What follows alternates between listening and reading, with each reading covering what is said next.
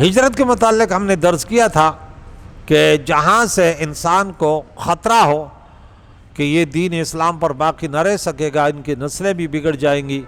اور ان کے شعار الاسلام کی وہاں تعظیم نہ ہو، ہتک ہو اور اس قسم کے حالات ہو، تو وہاں سے ان کو ہجرت کرنی چاہیے۔ اب دارالکفر میں مسلمانوں کی سکونت کا کیا حکم ہے؟ تو حافظ ابن حجر عسقلانی لکھتے ہیں کہ لا ہجرت بعد الفتح، فتح کے بعد ہجرت نہیں ہے۔ تو ان کا ایک معنی یہ ہے کہ مطلقاً فتح کے بعد ہجرت نہیں ہے، خواہ مکہ مکرمہ فتح ہو یا کوئی اور شہر۔ لہذا اب اگر مسلمان کسی شہر کو فتح کر لیں تو ان پر ہجرت واجب نہیں ہے، لیکن اگر کسی شہر کو مسلمان نے فتح نہیں کیا تو وہاں کے رہنے والوں کے متعلق 3 اقوال ہیں۔ 3 قول کیا ہے؟ پہلا قول یہ، جو شخص دارالکفر میں دین کا اظہار نہ کر سکتا ہو، اذان نہیں دے سکتا، نماز نہیں پڑھ سکتا، قربانی نہیں کر سکتا اور فرائض اور واجبات کو ادا نہ کر سکتا ہو، دارالکفر سے نکلنے کی استطاعت رکھتا ہو، تو اس پر ابھی بھی ہجرت کرنا کیا ہے؟ واجب۔ نمبر 2، دوسرا قول، مسلمان دارالکفر میں فرائض اور واجبات کو آزادی سے ادا کر سکتا ہو اور ہجرت کی بھی استطاعت رکھتا ہو، پھر بھی ان کے لیے دارالکفر سے ہجرت کرنا یہ ڈگری مستحب کی ہے، کیونکہ جو حفاظت ایمان کی اور نسلوں کی اور آنے والے وقت میں دارالاسلام میں ہے وہ یہاں پہ نہیں ہے۔ تاکہ دارالاسلام میں مسلمانوں کی کثرت اور جمعیت ہو اور وہ بوقت ضرورت مسلمانوں کے ساتھ جہاد میں بھی شامل ہو سکے۔ دارالکفر میں تو یہ نہیں کر سکتا نا، زیادہ سے زیادہ نماز پڑھ سکتا ہے تمام۔ اب ایک مولانا رہ رہا ہے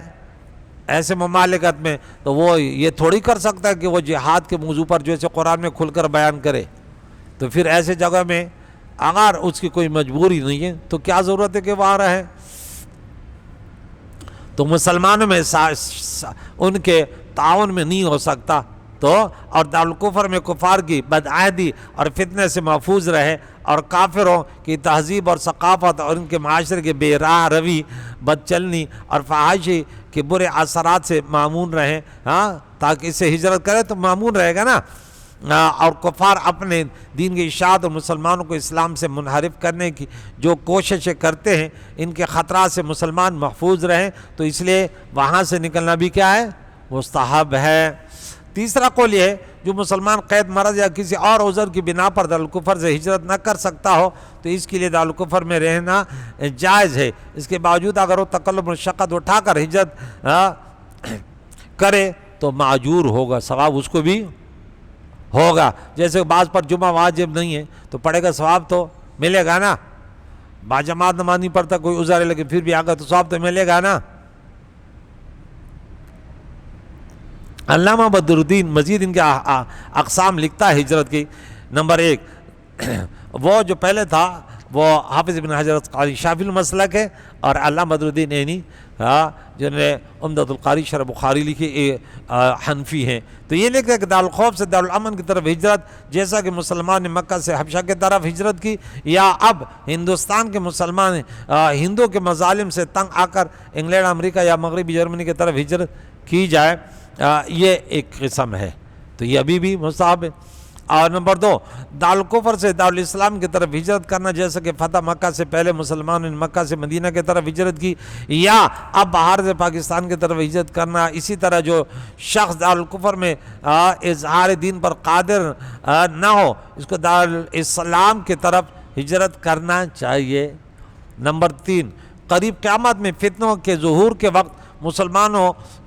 کا شام کی طرف ہجرت کرنا۔ چنانچہ ابو داؤد میں حضرت عبداللہ بن عمر بیان کرتے ہیں کہ رسول اللہ صلی اللہ علیہ وسلم نے فرمایا، ان قریب ایک ہجرت کے بعد دوسری ہجرت ہوگی، سو روئے زمین کے اچھے لوگ حضرت ابراہیم علیہ السلام کی ہجرت کی جگہ فلسطین، شام کی سرزمین چلے جائیں گے، اور باقی زمین پر بدترین لوگ رہ جائیں گے۔ نمبر 4، برائیوں کو چھوڑ کر اچھائیوں کی طرف ہجرت کرنا، بری جگہوں کو چھوڑنا، جہاں اچھے لوگ ہوں، جہاں اچھی باتیں ہوں، اس طرف چلے جانا، علاقے کو دیکھا جائے۔ لیکن ہم کہاں طرف کوشش کرتے ہیں؟ جہاں ڈالر ہو، درہم و دینار ہو۔ میرے نبی نے فرمایا ایسا وقت آئے گا کہ انسان کا مقصود بس درہم و دینار۔ نمبر 5 وہ کہتے ہیں ایک اور قسم ہے کہ ما سوا اللہ کو ترک کر کے اللہ کی طرف ہجرت کرنا۔ رسول اللہ صلی اللہ علیہ وسلم نے فرمایا جس کی ہجرت اللہ اور اس کے رسول کی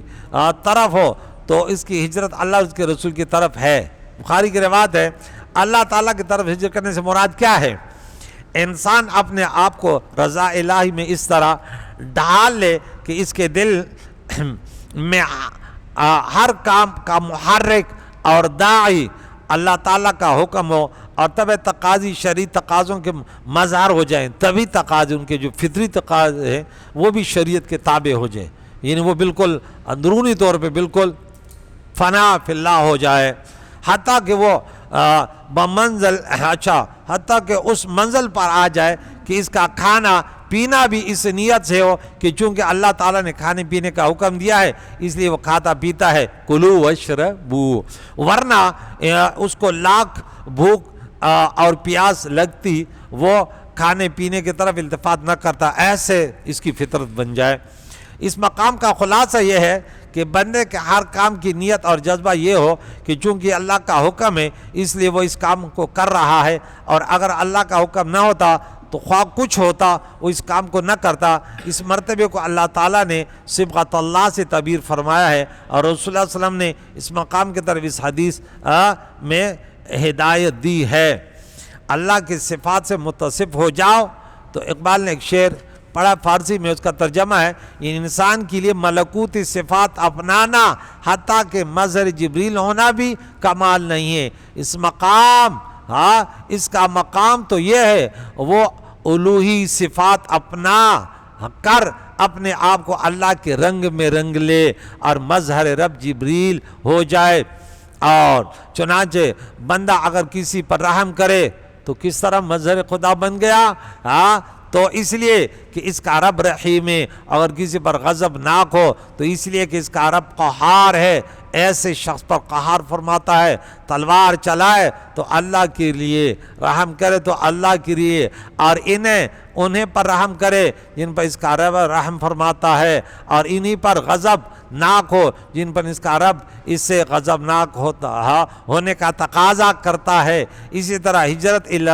رسول کا مطلب ہی یہ ہے کہ اپنی سیرت کو رسول اللہ صلی اللہ علیہ وسلم کی سیرت کے تابع کرے، اور چونکہ اللہ اور اس کے رسول صلی اللہ علیہ وسلم کی مرضی اور حکم الگ الگ اور مغایر نہیں ہے، اس لیے رسول اللہ صلی اللہ علیہ وسلم کے احکام پر عمل کرنا اللہ تعالیٰ کے احکام پر عمل کرنا ہے، اور رسول اللہ صلی اللہ علیہ وسلم کو راضی کرنا اللہ کو راضی کرنا ہے، اور رسول اللہ صلی اللہ علیہ وسلم کی طرف ہجرت کرنا ہی اللہ تعالیٰ کی طرف ہجرت کرنا ہے۔ آخر میں ذوی الارحام کا ذکر ہوا کہ بعض رشتہ دار بعض سے زیادہ قریب ہوتے ہیں، تو ذوی الارحام کی مثال یہ ہے جیسے بیٹی کی اولاد، نواسی نواسی پوتی کی اولاد، نانا نانی کی ماں، بہن کی اولاد، بھانجے بھانجیاں، بھائی کی بیٹیاں، بھتیجا، پھوپھیاں، خواہ باپ کی سگی بہنوں یا الاتی یا خیافی، ماموں، خالہ، خیافی، چچا کی اولاد، ماموں کی اولاد، سگے چچا یا الاتی چچا کی اولاد۔ مقدار میں بیان کرتے ہیں، رسول اللہ صلی اللہ علیہ وسلم نے فرمایا جو شخص اہل و عیال چھوڑ کر مرا اس کی پرورش میرے ذمے ہے، اور جس نے مال چھوڑا وہ اس کے وارثوں کا ہے، اولو الارحام کا ہے، اور جس کا کوئی وارث نہ ہو اس کا میں وارث ہوں، میں اس کی دیت ادا کروں گا، اور جس کا کوئی وارث نہ ہو اس کا ماموں اس کا وارث ہے، وہ اس کے طرف سے دیت ادا کرے گا، میں اس کا وارث ہوں۔ میں نے کہا تھا وارث دیت ادا کرتے نا، تو حضور نے فرمایا میں اس کی دیت ادا کروں گا۔ امام ابو امامہ سہل بن حنیف بیان کرتے ہیں کہ ایک شخص کو ایک تیر آ کر لگا جس سے وہ جان بحق ہو گیا، اور اس کے ماموں کے سوا اور کوئی وارث نہیں تھا۔ حضرت ابو عبیدہ بن جراح نے اس کے متعلق حضرت عمر کو خط لکھا، حضرت عمر رضی اللہ تعالیٰ نے ان کے جواب میں لکھا کہ حضور علیہ السلام نے فرمایا جس کا کوئی مولا نہ ہو اس کا یہ وارث، تو اس کا اللہ اور اس کا رسول مولا ہے، اور جس کا اور کوئی وارث نہ ہو تو اس کا ماموں اس کا وارث ہے۔ تو قریب مولا سے دعا ہے جو وراثت کے مسائل ہے سورہ نساء کے شروع میں بھی جگہ جگہ آتے رہیں گے۔ کریم مولا سے دعائیں بار بار قرآن پاک پڑھنے کی اور اس پر تعلیماتوں کو سیکھ کر اس پر عمل کر کے پھر دوسروں تک اس پیغام کو پہنچانے کی توفیق عطا فرما۔ پیارے اللہ تیری توفیق سے سورہ انفال کا درس اختتام پذیر ہوا۔ کریم مولا جو بھی ہمارے سے غلطی ہوئی بولنے میں بیان کرنے میں یہ ہماری کمزوری ہے، کریم مولا جو صحیح پیغامات یا اللہ تعالیٰ زبان پہ آئے تیرے مخلوق تک پیارے نبی کی امت تک پہنچا، یہ تیرا کرم تھا، ہمارے اندر یہ صلاحیت نہیں ہے۔ کریم مولا بہت کمزور ہیں ہر اعتبار سے، کریم مولا تو ہی کریم ہے، تو سے ہی مانگتے ہیں کہ ہمارے ذہن میں اچھی باتیں ہیں، زبان پر وہ آئے یا اللہ جس میں تیری رضا ہو، پیارے عقائد و جان کی پیاری شریعت اور سنت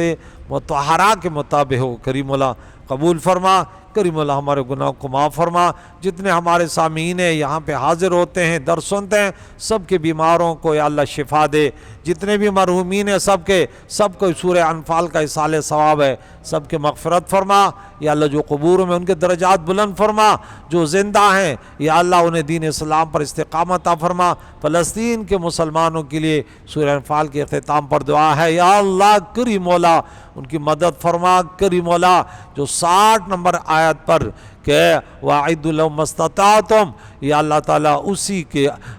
مطابق ہمیں یا اللہ فلسطین کے مسلمانوں کے لیے اللہ تیاری کرنے کی توفیق عطا فرمائے کہ ان سے مل کر یا اللہ تعالیٰ ان کے دشمن کو نیست اور نابود کریں۔ تو ہی توفیق دینے والے، تو ان سے مانگنے والے ہیں۔ بقیہ دن جو زندگی کے باقی ہمارے یا اللہ جب تک زبان چلتی رہے ذہن کام کرتا رہا ہے، کریم اللہ تیرے قرآن پاک کی تعلیمات سیکھتے رہیں اور دنیا تک پہنچاتے رہیں۔ یہی تڑپ ہے یا غیاث المستغیثین اغثنا یا رب، اللہم ثبتنا الاسلام وامتنا الایمان واشرنا یا رب یوم القیامۃ۔ صلی اللہ علیہ محمد و صحبہ اجمعین برحمتک۔